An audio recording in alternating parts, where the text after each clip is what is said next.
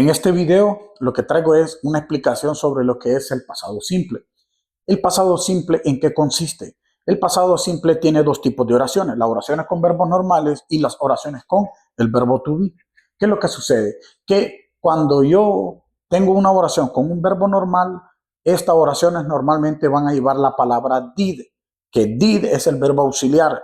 O sea que al ver yo este verbo auxiliar did, voy a tener la noción de que esa oración está en pasado simple. Y por el otro lado, tenemos lo que es las oraciones con el verbo to be. El verbo to be en el pasado se compone en dos palabras. Su conjugación es was y were. Eso es el verbo to be. Ahora, tengo que seguir una secuencia, un orden, una estructura, que en tal caso, pues nosotros lo llamamos statements. ¿En qué consisten los statements? Los statements son los estados afirmativo, negativo e interrogativo que existen en todo tiempo del inglés. Entonces, tenemos por este lado, dice que si la oración está en afirmativo, yo voy a colocar primero el pronombre personal, luego voy a colocar lo que es el verbo en tiempo pasado, luego el complemento. ¿Qué es el complemento? El complemento es lo que sobra de la oración. Luego, si la oración está en negativo, voy a colocar lo que es el pronombre personal, luego el verbo auxiliar did más not,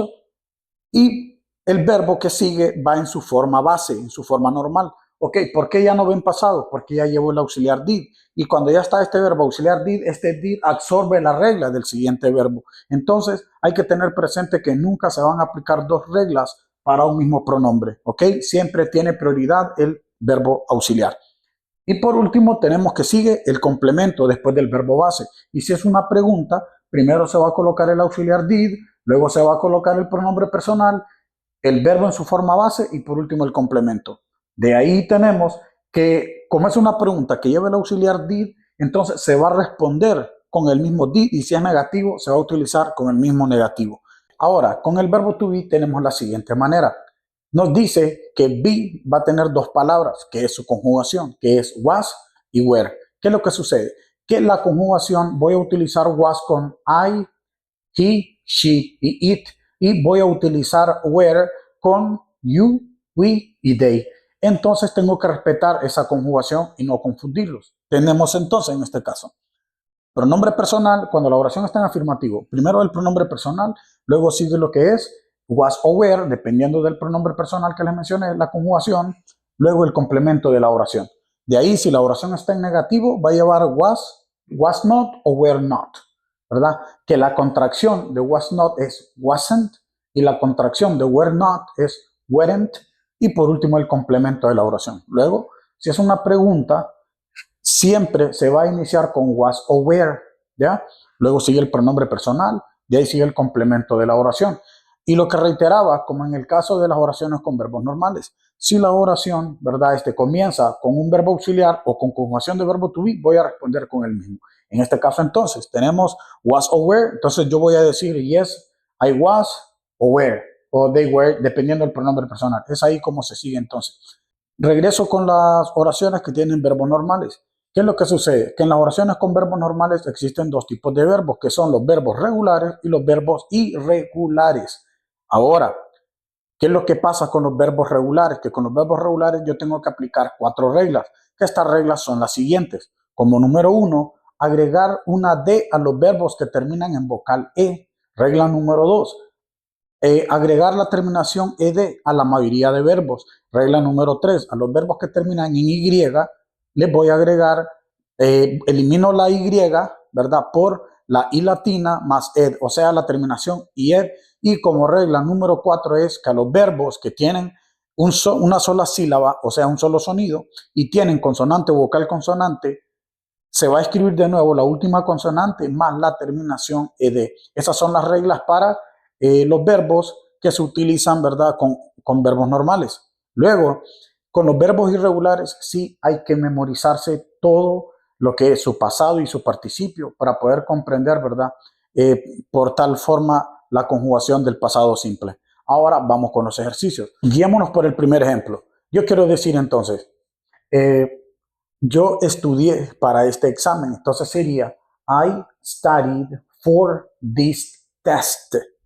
¿De acuerdo? Lo repito nuevamente. I studied for this test. Como vemos, studied En el presente es study y study termina en Y, entonces elimino la Y por la terminación IED. Y luego sigue el complemento, for this test. Luego el negativo, yo no estudié para este examen. Sería entonces, I didn't study. Ojo, que a study, ven que ya no le agregué la terminación IED, sino el verbo en su forma base, porque eso es lo que me dice, ¿verdad? La estructura de las oraciones, los statements. Entonces sería, I studied for this test. Negativo, I didn't study for this test. Ahora, en forma de pregunta, ¿estudié para este examen? Sería entonces, did I study for this test? Esa sería. Luego, quiero contestar la pregunta, did I study for this test? Entonces, si estudié, voy a decir, yes, I did. Cuando yo le agrego el did, prácticamente estoy aceptando, no es necesario mencionar lo que ya me dijeron en la pregunta. Con el did estoy encerrando toda esa respuesta. Luego, para el negativo sería, si no estudié, no, I didn't. ¿De acuerdo? Esa es la forma en cómo podemos hacer el ejemplo. Luego vamos con el siguiente, con el verbo to be. Yo quiero decir en inglés, él estaba con nosotros. La oración sería, he was with us. He was with us. Si es en negativo, he wasn't. Recuerden el negativo. He wasn't with us. Luego, en interrogativo, sería, was he with us? Y aquí en este caso, yo voy a decir, si quiero contestar la pregunta, ¿verdad? De was he with us, sería entonces, yes, he was. Y si es no, sería no, he wasn't. Este es un ejemplo de cómo lo podríamos hacer. Bien, entonces, como ya pudimos ver, ¿verdad? Con el verbo to be, oraciones con el verbo to be y oraciones con verbos normales. Es necesario que mantengamos en mente las reglas, ¿verdad? Y para ello hay que, pues, estudiar los verbos. Y procura siempre practicar inglés. Y para ello te dejo un ejercicio. Tal vez en los comentarios, pues, puedes traducir qué es lo que estoy diciendo en tiempo pasado. She didn't want to come out with me. They wanted to understand this situation. O la siguiente, they weren't at home. We were with them to buy the food. ¿Verdad? Entonces, esos ejercicios, intenta cuál es la traducción correcta y en los comentarios, pues espero eso. Y muchas gracias por ver este video y practice your English.